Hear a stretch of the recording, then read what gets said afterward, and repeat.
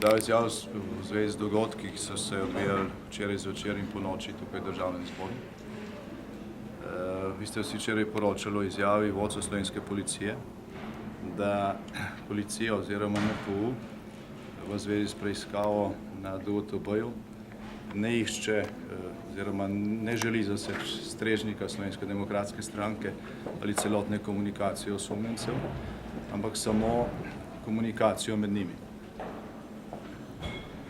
Nekaj ur potem, ko ste vsi to sporočilo policijo objavljali in ponavljali, so preiskovalci tukaj iz Državnega zbora ob strinjanju predsednika Državnega zbora odnesli celotno elektronsko korespondenco poslanca za določeno časovno obdobje v letu 2013, brez tega, da bi jo filtrirali.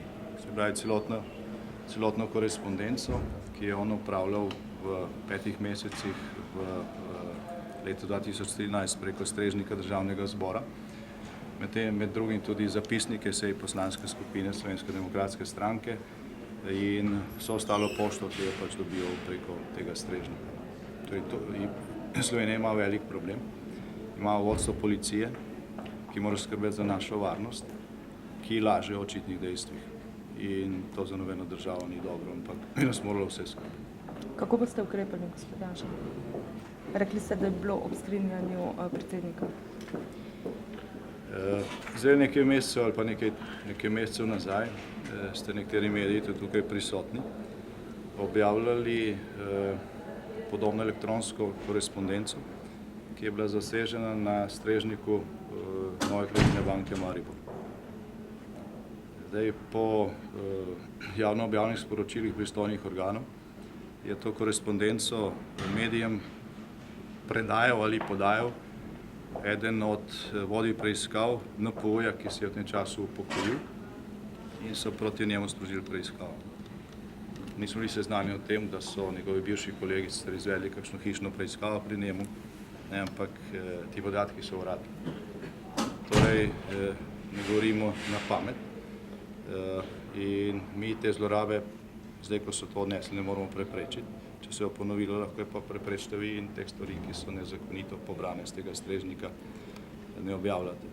Še vseeno problem pa je tukaj pasivnost vodstva Državnega zbora, ki je to dopustilo.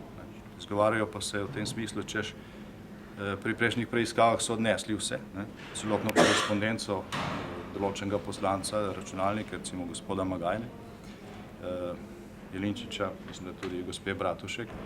Zdaj smo pa dosegli vsaj to, da niso odnesli vsega, ampak zgolj korespondenco v tistem časovnem obdobju, ampak celotno, nefiltrirano med osumljenci, tako kot smo to včeraj dosegli na sedežu Slovenske demokratske stranke, ampak celotno korespondenco enega poslanca za obdobje tistih 5 mesecev.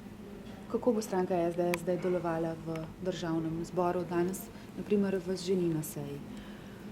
Zdaj poteka seja poslanske skupine in tam se bomo dogovorili, mislim pa, da kakšnih ukrepov naprej ne bomo najavljali. Hvala. Hvala.